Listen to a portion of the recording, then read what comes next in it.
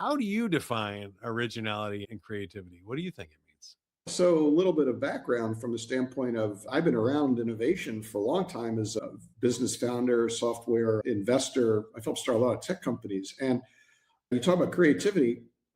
I think that creativity is a shorthand that a lot of us have been using to try to figure out what do people do that AI can't do. Because we know right now we're being presented with this idea that it's only a matter of time before AI can do everything that humans can do. And people reject that and say, no, that can't be right. And inevitably, the conversation comes down to what do humans do? And some people say empathy, some people say various things, but creativity comes up a lot, right? And as I started to think about this, I began to focus on creativity as a behavior. But ultimately, if you're trying to measure human creativity as a behavior, it falls down in an AI world because AI likes to mimic what we think of as creativity. It likes to create, we couldn't call it hallucinations. It creates shared novelty. It creates polished novelty. And it raises a question, well, if you define it as creativity, then it can be emulated. Where does that leave us? And so the scientists that I decided to start Upside with were experts in creativity.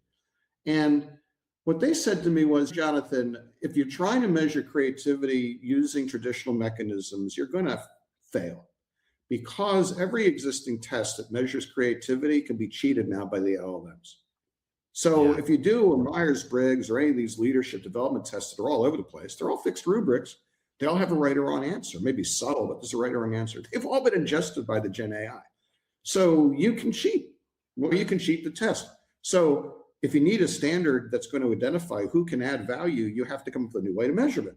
And so they invented a new proprietary LLM that we've got that basically takes output and locates it, and instead of embedding it, figures out the distance between concepts and how they differ, gives us an idea of how somebody solves a problem and how, quote, creative they are, but really the output. How original is the output? How novel is the output? And by shifting the conversation from how you got there to what you do, it now means you can do a couple of interesting things. The first thing is you can introduce AI to the same set idea space and see how humans perform against AI answer the same question. So the first time you see qualitatively when somebody is performing at a level of originality higher than the AI. Never been able to do that. So that immediately you start to see how humans differentiate when they're asked to solve problems and think originally.